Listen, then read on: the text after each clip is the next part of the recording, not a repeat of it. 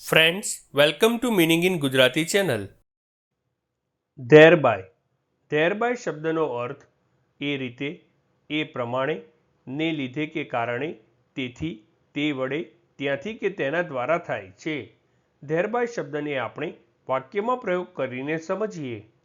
He studied hard thereby passing the exam, એટલે કે તેણે સખત અભ્યાસ કર્યો જેથી તે પરીક્ષામાં પાસ થયો. એક બીજું ઉદાહરણ જોઈએ. He became a citizen, thereby gaining the right to vote. અર્થાત તે નાગરિક બન્યો જેથી તેને મત આપવાનો અધિકાર મળ્યો. એક અન્ય ઉદાહરણ જોઈએ. He apologized, thereby resolving the conflict. અર્થાત તેમણે માફી માંગી જેથી સંઘર્ષનો ઉકેલ આવ્યો. ફ્રેન્ડ્સ, વધુ માહિતી માટે અમારી વેબસાઇટ meaningingujarati.com ની મુલાકાત જરૂરથી લેજો અને ચેનલ પર બીજી વિડીયો છે જે તમે જોઈ શકો છો અને ચેનલને લાઇક, શેર, સબસ્ક્રાઇબ અને કોમેન્ટ કરવાનું ભૂલશો નહીં.